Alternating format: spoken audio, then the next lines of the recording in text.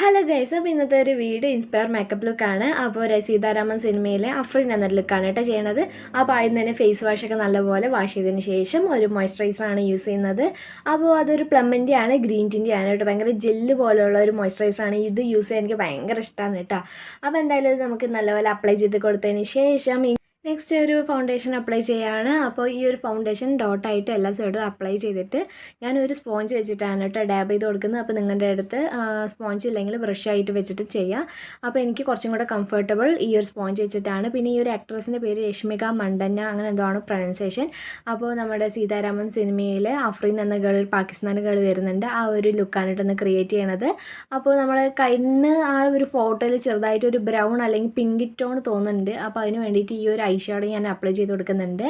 അപ്പോൾ ഞാൻ വിരലിൽ ഇങ്ങനെ ആക്കിയിട്ട് തന്നെയാണ് കേട്ടോ അപ്ലൈ ചെയ്യണത്. ഇതിന് വേണ്ടി ബ്രഷൊന്നും എടുക്കുന്നില്ല. അങ്ങനെ നേച്ചുറലായിട്ടുള്ള ഫിനിഷിൽ നിൽക്കില്ല ആ ഒരു പിക്കിലുള്ളത്. അപ്പോൾ സാധാരണ ഞാൻ കയ്യിൽ ഇങ്ങനെ എടുത്തിട്ട് രണ്ട് കണ്ണിലായിട്ട് ഇങ്ങനെ അപ്ലൈ ചെയ്ത് കൊടുക്കുന്നുണ്ട് കേട്ടോ. കണ്ണിൻ്റെ മടക്കിൻ്റെ ഭാഗത്തും എല്ലാം അതുപോലെ തന്നെ അപ്ലൈ ചെയ്ത് കൊടുക്കുന്നുണ്ട്. അപ്പോൾ നമ്മൾ കണ്ണിങ്ങനെ താഴ്ത്തുമ്പോഴും ആ ഒരു കളർ നല്ലപോലെ കിട്ടാൻ വേണ്ടിയിട്ടാണ്. പിന്നെ ഞാനൊരു കാജൽ എടുക്കുന്നുണ്ട്. അപ്പോൾ കാജൽ നമ്മൾ കണ്ണിൻ്റെ മേലെ ഇങ്ങനെ ചെറുതായിട്ട് ലൈൻ ഇട്ട് കൊടുത്തിട്ട് നമ്മൾ സ്മഡ്ജ് ചെയ്തെടുക്കാനാണ് കേട്ടോ. ആ ഫോട്ടോയിൽ നിങ്ങൾക്ക് കണ്ടാൽ മനസ്സിലാവും, കണ്ണ് എഴുതിയിട്ടില്ല മേലെ, പക്ഷെ എന്തോ സ്മഡ്ജ് ചെയ്തെടുത്ത പോലെ തോന്നുന്നുണ്ട്. അത് ഞാൻ കാജൽ വെച്ചിട്ട് സ്മഡ്ജ് ചെയ്തെടുക്കാനുണ്ട്. അത് കഴിഞ്ഞിട്ട് ആ ഒരു കാജൽ യൂസ് ചെയ്തിട്ട് തന്നെ ഞാൻ താഴെ വാട്ടർ ലൈനിൻ്റെ കൂടെയും ഒന്ന് ചെറുതായിട്ടൊരു ലൈൻ ഇട്ട് കൊടുക്കുന്നുണ്ട് കേട്ടോ. കുറച്ച് ഡാർക്കായിട്ട് ഇട്ട് കൊടുക്കുന്നുണ്ട്. കാരണം ആ ഒരു ലുക്ക് അങ്ങനെയാണ്. പിന്നെ മസ്കാര യൂസ് ചെയ്യുന്നുണ്ട്. ഐലാഷസിൽ നല്ലപോലെ കേൾ ചെയ്ത് നിൽക്കാൻ വേണ്ടി ചെയ്യുന്നുണ്ട്. പിന്നെ ആ ഫോട്ടോയിൽ ഐബ്രോസ് ഭയങ്കര ഡാർക്കാണ് കേട്ടോ. എന്താണ്, ഒരു സ്റ്റാർട്ട് തൊട്ട് എൻഡ് വരെ ഫുള്ളും ഡാർക്കാണ്. അപ്പോൾ ഞാൻ ആദ്യം മസ്കാരയൊക്കെ ഇട്ട് നോക്കി, പക്ഷേ ആ ഒരു കളർ എനിക്ക് വരുന്നില്ല. അപ്പോൾ ഞാൻ വേറെ ഒരു ഐബ്രോ പെൻസിൽ, ബ്രൗൺ പെൻസിൽ എടുത്തിട്ട് വീണ്ടും അവിടെ കുറച്ചും കൂടെ ഡാർക്ക് ആക്കാൻ വേണ്ടി നോക്കിക്കൊണ്ടിരിക്കുകയാണ്. അപ്പോൾ ബ്രൗൺ പെൻസിലാക്കിയിട്ട് കുഴപ്പമില്ലാത്ത പോലെയൊക്കെ തോന്നുന്നുണ്ട് കേട്ടോ. ഐ ലുക്കൊക്കെ ഫിനിഷ് ചെയ്ത് കഴിഞ്ഞിട്ടുണ്ട്. ഇനി നമുക്ക് കോമ്പാക്ട് പൗഡറാണ് യൂസ് ചെയ്യുന്നത്. അപ്പോൾ ഏതെങ്കിലും നിങ്ങൾക്ക് മാച്ച് ആകുന്ന ഒരു കോമ്പാക്ട് പൗഡർ എടുക്കാം. അത് നല്ലപോലെ ഈ സ്പോഞ്ച് വെച്ചിട്ട് അപ്ലൈ ചെയ്ത് കൊടുക്കുന്നുണ്ട്. നമ്മുടെ കണ്ണിൻ്റെ അവിടെ, ഗ്രീസ് ലൈനിൻ്റെ അവിടെയൊക്കെ അപ്ലൈ ചെയ്ത് കൊടുക്കുന്നുണ്ട്. അപ്പോൾ ചെറിയ രീതിയിൽ മാത്രമാണ് ഞാൻ കോമ്പാക്ട് പൗഡർ ആദ്യം ഇപ്പോൾ യൂസ് ചെയ്യുന്നത്. എന്നിട്ട് നല്ലപോലെ അപ്ലൈ ചെയ്തതിന് ശേഷം അത് നമ്മുടെ ഫേസിലോട്ട് ഒരുപാട് പുട്ടിയിട്ട പോലെ നമ്മുടെ പൗഡർ ഉണ്ടാവില്ല കേട്ടോ. ചെറിയ രീതിയിൽ മാത്രമേ ഞാൻ ഇടുന്നുള്ളൂ. അപ്പോൾ ഇങ്ങനെയൊക്കെ ചെയ്യണം, എന്നാലും നമ്മൾ ചെറിയ രീതിയിലും ഒരു രശ്മിക മണ്ടനൊക്കെ ആവുള്ളൂ, അല്ലെങ്കിൽ ആവില്ല.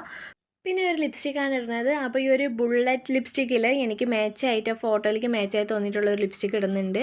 അപ്പോൾ ചെറുതായിട്ടൊന്ന് അപ്ലൈ ചെയ്തിട്ടേക്ക് കുറച്ചും കൂടെ ഒന്ന് ലൈറ്റർ ആക്കാമെന്ന് തോന്നി. അപ്പോൾ ഞാനൊരു ലിക്വിഡ് ലിപ്സ്റ്റിക്കും കൂടെ കുറച്ച് എടുക്കുന്നുണ്ട്. എന്നിട്ട് ഇങ്ങനെ ഡോട്ടാക്കി ഇട്ട് കൊടുത്തിട്ട് അത് ഞാൻ സ്മഡ്ജ് ചെയ്ത് എടുക്കുന്നുണ്ട് കേട്ടോ.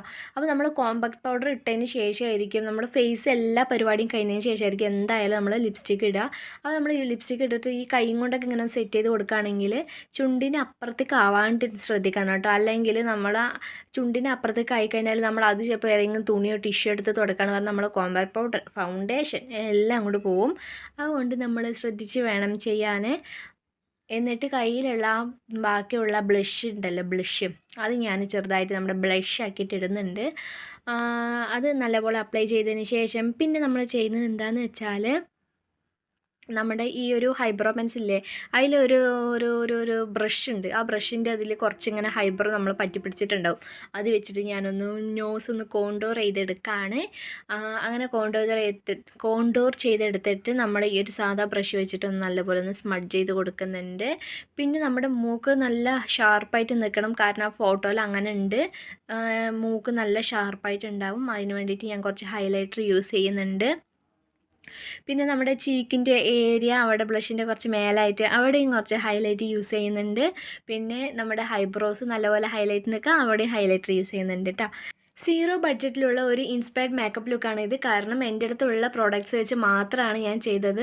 അപ്പോൾ നിങ്ങളുടെ അടുത്തുള്ള പ്രോഡക്റ്റ്സ് വെച്ച് മാത്രം തന്നെ നമുക്ക് ഈ ഒരു ലുക്ക് ക്രിയേറ്റ് ചെയ്യാൻ പറ്റും. പിന്നെ ലാസ്റ്റായിട്ട് ഞാൻ സെറ്റിംഗ് സ്പ്രേയും കൂടെ ഒന്ന് സ്പ്രേ ചെയ്ത് കൊടുക്കുന്നുണ്ട്. അപ്പോൾ നല്ലപോലെ നിൽക്കാൻ വേണ്ടിയിട്ടാണ്. എന്നിട്ട് ലാസ്റ്റായിട്ട് ഈ സ്പഞ്ച് വെച്ചിട്ട് നമ്മളെല്ലായിടത്തും ഒന്ന് ഡാബ് ചെയ്തിട്ടൊന്ന് ലെവലാക്കുന്നുണ്ട് കേട്ടോ. അത്രേ ഉള്ളൂ നമ്മുടെ ഇന്നത്തെ ഈ ഒരു ലുക്ക്. ഫസ്റ്റ് ടൈമാണ് ഇങ്ങനത്തെ ഒരു ഇൻസ്പയർഡ് മേക്കപ്പ് ലുക്ക് ചെയ്യുന്നത്. അപ്പോൾ എന്തെങ്കിലുമൊക്കെ പോരായ്മകളുണ്ടെങ്കിൽ എന്തായാലും ക്ഷമിക്കാം കേട്ടോ. അപ്പോൾ ഈ ഒരു വീഡിയോ ഇഷ്ടമായി എന്തായാലും ലൈക്ക് ചെയ്യാൻ മറക്കരുത്. അതുകൊണ്ട് നമ്മുടെ ചാനൽ സബ്സ്ക്രൈബ് ചെയ്യുക. തുടർന്ന് നിങ്ങളുടെ എല്ലാ സപ്പോർട്ടും ആവശ്യമുണ്ട്. ബൈ ബൈ, നെക്സ്റ്റ് വീഡിയോയിൽ കാണാം.